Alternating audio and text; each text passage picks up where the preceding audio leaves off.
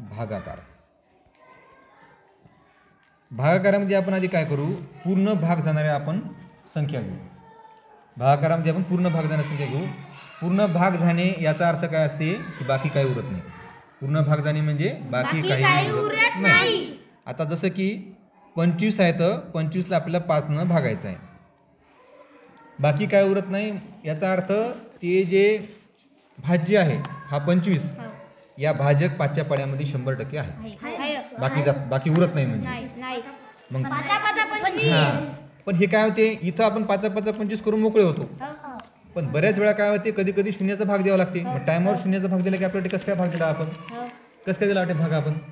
म्हणून कधी पण आधी शून्याचा भाग द्यायचा, आधी शून्याचा भाग द्यायचा. मग शून्याचा भाग देताना सुरुवातीला जी संख्या आहे त्याचाच विचार करायचा. इथं एकक दशकाच्या भानगडीत आपल्याला पडायचं नाही. सुरुवातीला कोणती संख्या आहे, 2. आता 5च्या पड्यात 2 नाही आपल्याला माहित आहे, म्हणजे 5चा पाडा सुरुवात 5-1-5 पासून होत नाही. 5चा पाडा सुरुवात होते 5-0 मग 5-1-5.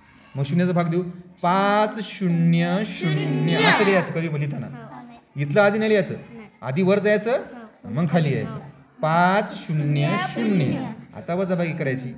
2 गोष्टी ध्यानात ठेवायच्या, भागाकाराचा संबंध आहे वजाबाकी सोबत आणि गुणाकाराचा संबंध आहे बेरजेस सोबत.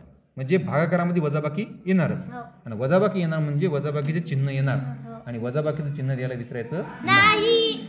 आता इथं वजाबाकी करताना आपण जे वजाबाकीचा पॅटर्न शिकलो होतो की एककाच्या खाली एकक लिहायचे, दशकाच्या खाली दशक लिहायचे, हे पॅटर्न इथं फॉलो होत नाही. त्याचा इथं काही संबंध नाही. जसं की पहिला संबंध आला नाही ना, आपण भागताना काय केलं, अगोदर संख्या बघितली, मागची बघितली नाही, पहिला संबंध आला नाही. दुसरा संबंध काय आला नाही, आपण विचार या पहिल्या संख्येचाच केला, या अंकाचा केला, म्हणून आपण त्याच्या खालीच लिहिलं. या 5 दिसायले तरी आपण समजायचं की मला हे दिसणं झाले, मला दिसायले कोण, मला दिसायले कोण, 2 दिसायले मला.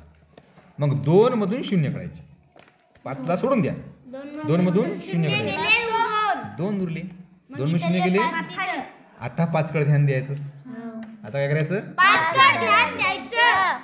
आपल्या घरी आईने जेवायला केलं, मस्तपैकी बुंदीचे लाडू केले, जिलेबी केली, रोटी होती, भाजी होती, रोटी होती, भाजी होती. पण तुम्ही रोटी भाजीकडे पाहिलंच नाही. कशाकडे पाहिलं, बुंदीकडे पाहिलं आणि गुलाबजामुनकडे पाहिलं. मग तुम्ही बुंदीच्या लाडूकडेच पाहिलं, बुंदीचे लाडू संपले. मग गुलाबजामुन पाहिलं, गुलाबजामुन संपले. पुन्हा भूक लागली, आता रोटीन भाजीच होती. मग आता तुम्ही काय केलं, तेव्हा रोटीकडे पाहिलं त्या जाऊन. तसं आपण ह्या 2ला अगोदरच्या संख्येला अंकाला अगोदर पाहायचं, हे बुंदीचं लाडू आहे, हे संपला की मग या रोटीकडे पाहायचं. मग आता हे 5ला खाली घ्यायचं, 2 पैसे दोघापाशी.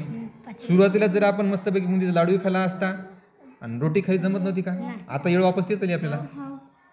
पण आपली फितरत कशी आहे, आपली अगोदर गोड खायची. मग त्या हिशोबाने आपण खाऊन त्याला मोकळं केलं आपण. आता दोघाला आपण एकदाच खाऊन टाकू. मग 5च्या पाड्यामध्ये 2 पाहायचे नाही का, 2 आधीच पाहिजे, 25 पाहिजे.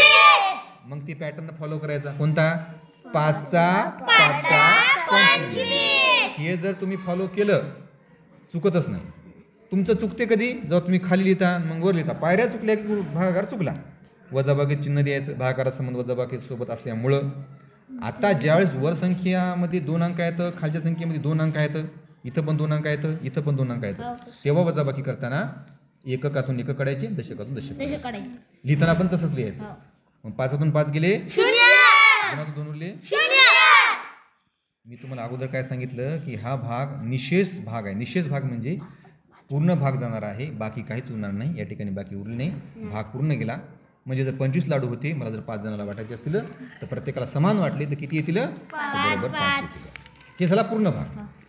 असाच एक पूर्ण भाग पाहू आणि मग पूर्ण भाग न जाणारा पाहू आपण ना. आता मी घेतो 8चा पाडा आणि 8च्या पाड्यामध्ये एक संख्या येते लिहितो. आता मी एकाने विचारणार, त्यानं मला सांगायचं. आता मला सांगणार धनश्री काय करू, मी सांग मला.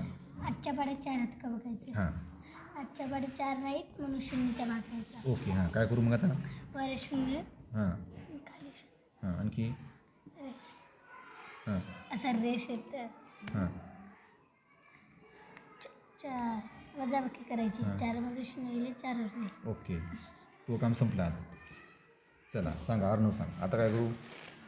आता 8 खाली घ्यायची. ओके घेतले.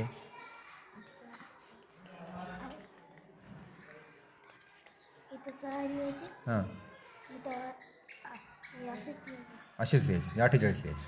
आणखी काय करू. खाली रेष मारायची. आणखी इथं हे वजाबाकी चिन्ह लिहायचं. हां इथं इथं 0 लिहायचं हां आणि इथं 1 0. झालं. दोघांमध्ये विषय मिटला. 6 भागाकार आपला आलेला आहे. पूर्ण भाग गेला, निशेष भाग होता. आता आपण पुढचा पॅटर्न काय शिकायचं आपल्याला. पुढचं आपल्याला शिकायचं आहे बाकी उरणार. काय करायचं आपल्याला की ज्याच्यामध्ये बाकी उरते आपल्याला ते शिकायचं आहे. मग त्याच्यामध्ये मी काय करतो 41 घेतो आणि इकडे पुन्हा 5 घेतो. ठीक आहे नाही. पण भागाकार आपण कसा करायचा शून्यापासूनच.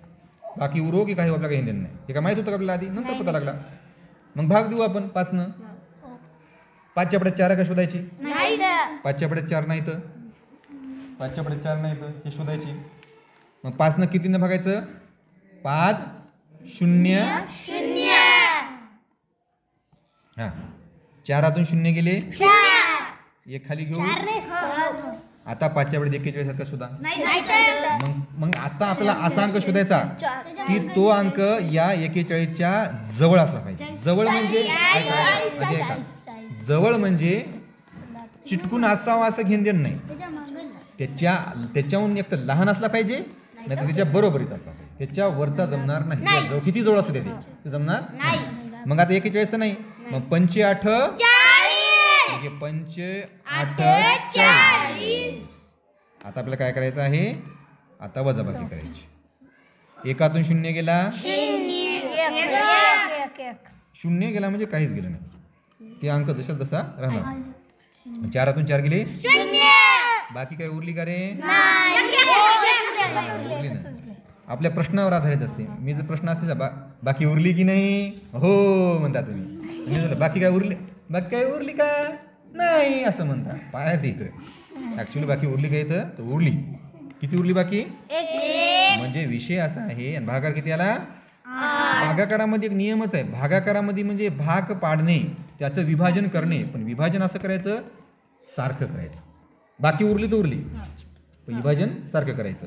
म्हणजे इथं 41 लाडू होते तर 8 लाडू एकाला गेले 1 उरला.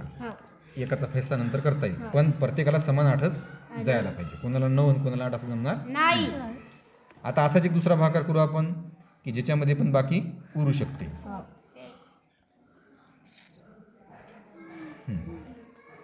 आता सांग प्रतीक्षा काय करू मी. 7च्या पाड्यात 4 आहे का. हां 7च्या पाड्यात 4 नाही तर 0. शून्यानं करू आपण नाही. 7 0 0 वजाबाकी करून घेऊ. कितीतून किती काढू 4तून किती उरले मग 4 उरले. शाबास. आता काय करू ते 6 खाली घेतले खाली. आता काय करू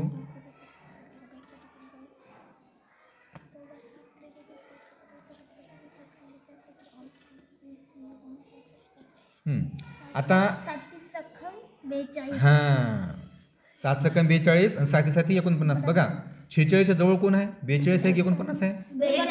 नाही एरी विचार केला तर जवळ कोण येते हे बघा 46. आता याच्या पलीकडलं बघा मी लिहितो आता. हे 45 हे 44 हे 43 आणि हे 42. इकडे बघा 47 48 49. आता बघा हे किती नंबरला आहे 1 नंबर 2 नंबर 3 नंबरला आहे. आणि हे किती नंबरला आहे 1 नंबर 2 नंबर 3 नंबर 4 नंबर. मग याच्या जवळ कोण आहे 49. पण जवळ आहे म्हणून याला घेता येईल का कारण तो मोठा व्हायला. आपल्याला एक तर त्याच्या बरोबरचा पाहिजे नाही तर लहान पाहिजे. मग आपण विचार कोणाचा करणार या 42.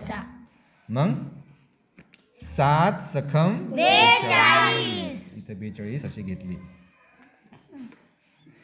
याचं काही काम नाही बोलून टाकू आपण. हां आता काय करायचं. अरे एक राहिली ना गोष्ट तू सांगितलीच नाही मला. 6 बिंदू 2 गेले 4 उरले. 4 बिंदू 0 गेले 0. 4 गेले 0 उरली. गडबड करू नको. किती उरली रे बाकी 4. भागाकार किती आला 6. हां आता तुम्हाला काय करायचं आहे माहिती आहे का. 2 भागाकार निशेष जाणारे 2 निशेष न जाणारे घरी गेले सोडवायचे. बोलू नका थांबा बोलायचं नाही.